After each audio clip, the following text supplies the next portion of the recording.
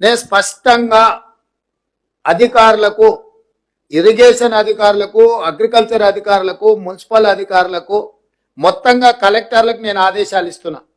హైదరాబాద్లో ఏ విధంగా అయితే లేక్ ప్రొటెక్షన్ కోసం మనం హైడ్రా పెట్టి ఒక ప్రత్యేకంగా డ్రైవ్ మొదలు పెట్టినమో, కొంతమంది స్వార్థపరులు ఈ చెరువులను ఆక్రమించుకొని వాళ్ళు ఇల్లు కట్టుకోవడము, ఫామ్ హౌస్లు కట్టుకోవడము, లేకపోతే ఆ స్థలాలను ఆక్రమించి లేఅవుట్లు వేసి అమ్ముకోవడం ఏదైతే చేస్తున్నారో ఇది క్షమించరాని నేరము.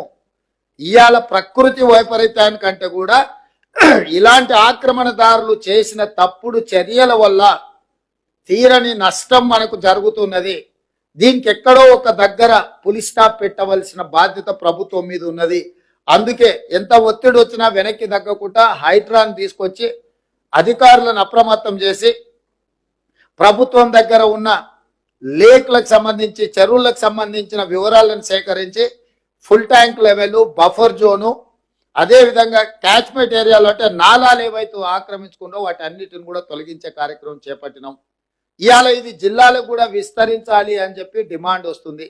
నేను అనేది ఏంటంటే హైదరాబాద్ పరిమితిలో ఒక ఏర్పాటు చేసిన యంత్రాంగము, జిల్లాలలో కూడా మీరు ఇట్లాంటిది ఒక సిస్టమ్ని ఎవాల్యుయేట్ చేసుకోండి. ఎవరున్నా తొలగించాల్సిందే. ప్రకృతి మీద మనం దాడి చేస్తే ప్రకృతి మన మీద దాడి చేస్తుంది. ఈ గుణపాఠం జరిగిన సంఘటనల నుంచి మనం నేర్చుకోవాలి. మనిషి అని వాడికి ఆలోచన చేసే శక్తి ఉంది కాబట్టి ప్రకృతిని మనం చెరబట్టాలని చూస్తే ఆ ప్రకృతి ప్రకోపిస్తే ఏం జరుగుతో మనం కళ్ళతో చూస్తున్నాము. అది ఉత్తరాఖండ్ కావచ్చు, లేకపోతే తెలంగాణ కావచ్చు, విజయవాడ కావచ్చు, లేకపోతే హైదరాబాద్ కావచ్చు. ఎక్కడైనా ప్రకృతి మీద మనం దాడి చేస్తే అది తప్పకుండా దాని యొక్క దుష్ఫలితాలు మనం చవి చూడవలసిన పరిస్థితి ఉంది. అందుకే నేను స్పష్టంగా అధికారులకు ఆదేశాలు ఇస్తున్నా. నేను ఎంక్వైరీ కూడా ఆర్డర్ చేస్తా. రాష్ట్రం మొత్తం మీద కూడా చెరువుల ఆక్రమణ మీద స్పెషల్ డ్రైవ్ చేపడతా.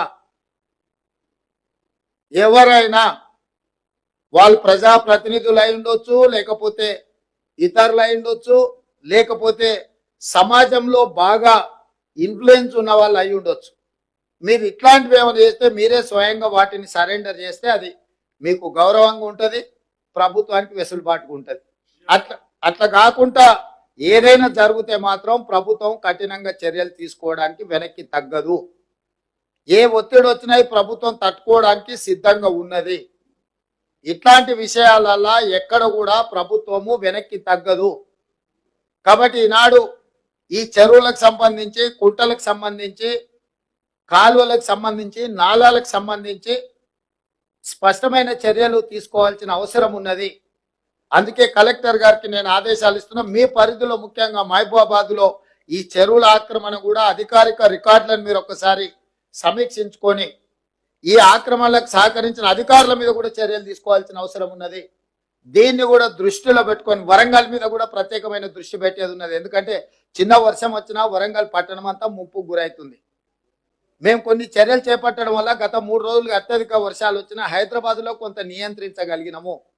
నాలాల ఎంక్రోచ్మెంట్ రామ్నగర్లో ఒక్క నాలా ఎంక్రోచ్మెంట్ తొలగిస్తే నా రామ్నగర్ ఏరియా మొత్తం వరదలో మునిగిపోకుండా ఈరోజు ఆ రామ్నగర్ ప్రజల్ని కాపాడగలిగినాం. అంటే ఒక్క నాలా తొలగిస్తేనే ఇంత సహాయము జరిగింది. కాబట్టి నాలాల ఆక్రమణను కూడా ప్రభుత్వం ఉపేక్షించదు.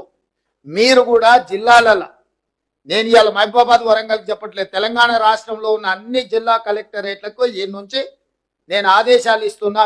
మీ ప్రాంతాలలో ఎక్కడైనా చెరువులు కానీ నాలాలు కానీ ఆక్రమించుకుంటే మీరు మొత్తం వాటిని లిస్ట్ అవుట్ చేయండి. కోర్టులలో ఏమైనా పెండింగ్ కేసులు ఉంటే ఆ కేసులను కూడా పరిష్కరించుకోవడానికి ప్రత్యేకమైన న్యాయవాదులను నియమించుకోండి. ఉమ్మడి రాష్ట్రంలో కంటే కూడా గత 10 సంవత్సరాల ఈ దుర్మార్గాలు విపరీతంగా పెరిగిపోయినాయి.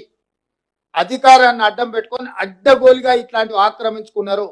నేను నిన్న ఖమ్మంలో తిరుగుతుంటే ఎవరున్నా అక్కడున్న మాజీ మంత్రి ఆక్రమించుకొని మొత్తం కాలువలే ఆక్రమించుకున్నాడు. ఆ నీళ్ళంతా ఖమ్మం ఊరి మీదకి వచ్చి పడి ఖమ్మం ఊరంతా మునగడానికి ఆ మాజీ మంత్రి గారి కారణం అని నాకు ఫిర్యాదు వచ్చింది. వీటిని వాస్తవాలను పరిశీలించి దాని మీద కఠినమైన చర్యలు తీసుకోవడానికి అవసరమైన చర్యలు చేపట్టాలని చెప్పి రెవెన్యూ మంత్రి గారికి సూచన చేసిన. కలెక్టర్ గారికి కూడా, ఖమ్మం కలెక్టర్ గారికి కూడా నేను ఆదేశాలు ఇస్తున్నా.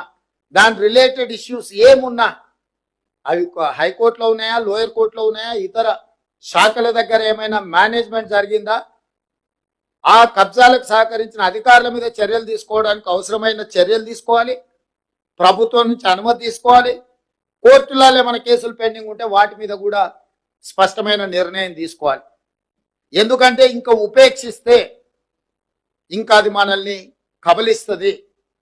ఇవాళ జరుగుతున్న పరిణామాలు, పేదోళ్ళ ప్రాణాలు, ఆస్తుల నష్టం పోయిన తర్వాత కూడా ఇంకా ప్రభుత్వం మీనమేషాలు లెక్క పెట్టుకుంటూ కూర్చుంటే ఇది మంచిది కాదు. కాబట్టి నేను స్పష్టంగా మీడియా మిత్రుల ద్వారా తెలంగాణ రాష్ట్రంలో ఉండే అందరు అధికారులకు నేను ఆదేశాలు ఇస్తున్నా. ముఖ్యంగా చెరువులను ఆక్రమించుకున్న ఎంతటి వారున్నా తొలగించాల్సిందే. దీనికి మొదట నివేదికలు తయారు చేయండి. హడావిడి చేయడం వల్ల ప్రయోజనం లేదు. పకడ్బందీగా నివేదికలు తయారు చేసి ఆక్రమణలు గుర్తించి అవసరమైతే కోర్టు నుంచి అనుమతి తీసుకుందాం. ఈ ఆక్రమణలు తొలగించడానికి విధి విధానాలు పాటించుకుంటూనే పక్కాగా చర్యలు తీసుకుందాము.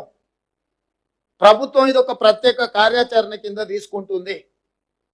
ఈ ప్రభుత్వం ప్రాధాన్యతతో కూడుకున్న పనులలో చెరువుల యొక్క ఆక్రమణలను, నాలాల ఆక్రమణలను తొలగించేది చాలా అత్యంత ప్రాధాన్యతతో కూడిన కార్యక్రమంగా తీసుకుంటాం. మేము రకరకాలుగా స్పందిస్తున్నారు నాయకులు. కొంతమంది ఈయననే ఇప్పుడే ముఖ్యమంత్రి అయినా, ఇప్పుడే వచ్చిండా.